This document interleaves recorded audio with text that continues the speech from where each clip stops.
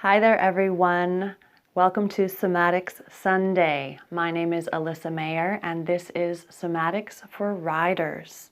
Today I want to share with you an easy modified somatic movement to help you release any chronic tension you might be experiencing in your psoas muscle, which is your main hip flexor. The last couple of days I have not been sleeping enough and overdoing in a lot of ways, and I have had some hip pain on the right side, so that's what inspired me to share this movement with you, because it's been very helpful for me to get through the things that I need to do on a daily basis in my life, at the barn, with the horses, with my kids. And I know that having loose and supple hips is really beneficial for all athletes and all people in all walks of life. In fact, for just walking through life, we need to have a nice long leg and open hip, just as we need that suppleness in our body if we're going to have a nice long leg when we're riding a horse or if we're cycling, so that we can move through the full range of motion in our body without feeling pain or restriction.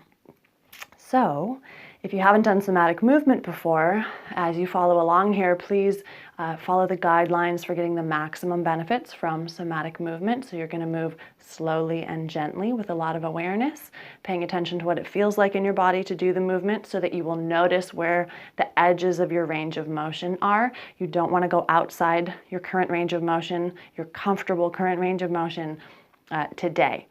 In fact, you want to stay well within the limits of your comfortable range of motion, because we want to avoid the sensation of stretching as we do the somatic movement. That way we'll avoid encountering a reflex that kind of gets in the way of this unwinding and resetting process that we're doing here when we do Hanna Somatics. So this is a movement you do standing. I have some other educational materials that you might find on my YouTube channel and in the 7-day Body Mind Hack free course that I've put together for you, as well as in my posture transformation program, which is a 2-month training and coaching program that goes in depth into the various parts of your body. And those links are available on my Facebook page and on my website, alissamayer.com. So if you're interested in those, go there to find them. I'll put links in the comment section below this video for you. But this version, standing version, is not actually in any of those educational materials, and it's the really useful one when you're actually out and about doing things. You can just stop what you're doing. You don't have to sit down or lie down or take off your shoes, and you can just get some relief if you're feeling tension or pain in your hip and upper thigh area, or even sometimes when your psoas muscles are tight or in spasm and they kind of grab as you move or trigger them, it can feel like groin pain as well, but it's very frequently those psoas muscles who are stressing out and responding to things that are outside of your control. So we're going to take control of the psoas muscle by doing this very simple movement. I'll turn a little so you can see it.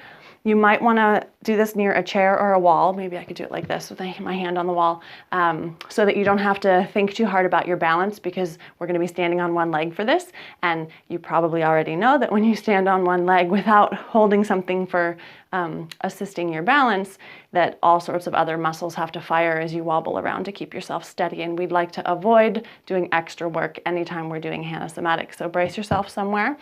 And we're going to start with a straight leg.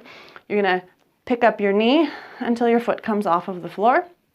Unless that's uncomfortable for you, if you have a lot of hip pain going on, you might just pick your leg up but still have your toe resting on the floor. That's totally fine. So when you flex at the hip to bring your knee and your foot up, you're contracting your psoas muscle. Slowly, mindfully, gradually, deliberately lower your foot back down. Let your legs straighten out until you can actually stand up with equal weight on both feet. So that's one. Pick your knee up. Your toe can stay touching the floor, or your foot can come completely off the floor. You don't really want to go above 90 here. We want this to be easy. Slowly, mindfully, allow your leg to float under control all the way back down till your foot's on the floor, and you can stand equally on both feet. That's 2. Pick your leg up. You're contracting the muscle.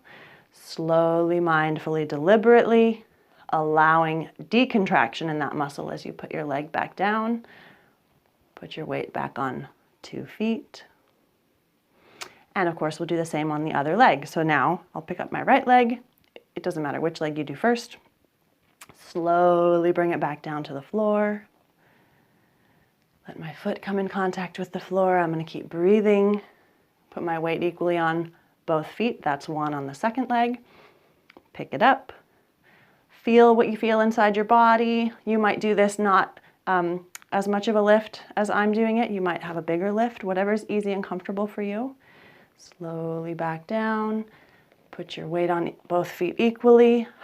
Make sure you continue breathing. Use your own breathing pattern. That's not what this movement is about. Pick your leg up. Slowly, mindfully put it back down. Takes longer to put it back down if you're doing it slow enough to be getting this somatic resetting that we're after in the muscle tone. Once your foot's back on the ground, weight both legs equally. Take a breath here before you step off. And there you have it. Most of the time we'll just do 3 repetitions of a simple movement like this when we're using it as a little brain hack out in our daily life or sport or grocery shopping or whatever it is that you're doing when you notice your hips are a little tight. You could do up to 5 repetitions if you want. I would not suggest you do more than that simply because it's hard for our brain to stay as mindfully engaged in the muscular movement, especially during the slow release, which is the most important part. When you do more than 5 repetitions, it's very likely that you'll kind of click into autopilot, start thinking about what you have to do next or get distracted by something. And then we're no longer doing somatic movement because a different part of your brain will be in control of the movement when you're distracted. So that's why we always say, move slowly, gently. Try to stay mindfully connected to the movement that you're doing with your body. Feel it inside your body as you go.